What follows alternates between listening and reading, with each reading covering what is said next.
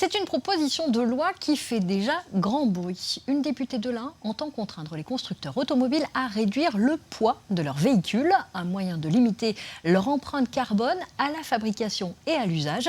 Les explications de Franck Grasso et Amandine Poncet. La députée roule en hybride rechargeable, une voiture qui fait son poids. C'est finalement ce qu'Olga Givernet combat dans sa proposition de loi. L'objectif, c'était de réduire le poids des véhicules pour consommer moins de matériaux, moins d'énergie lorsqu'on les fabrique, mais aussi quand on se déplace. La parlementaire attend des constructeurs qu'ils fassent des efforts.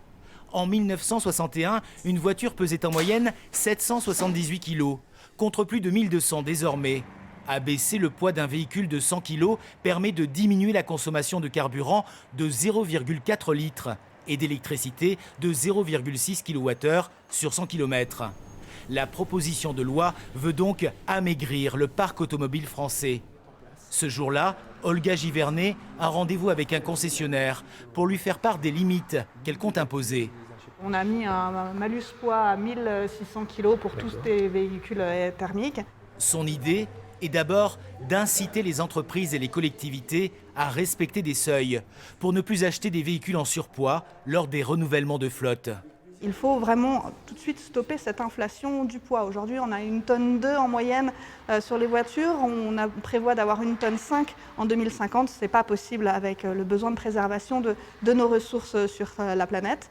Moi, ce n'est pas de l'écologie punitive, ce n'est pas de la décroissance, mais c'est vraiment que notre parc automobile soit adapté à nos besoins.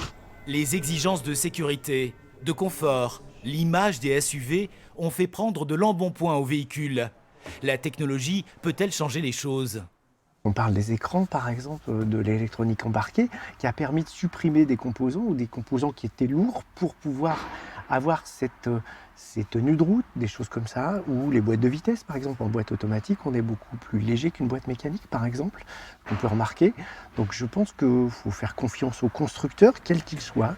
La proposition de loi doit encore avoir un parcours à l'Assemblée. En attendant, le boom des quadricycles répond déjà un peu à la cause. Vous l'avez vendu, ça y est ? Ouais, ça y est, elle est vendue. Nous, on habite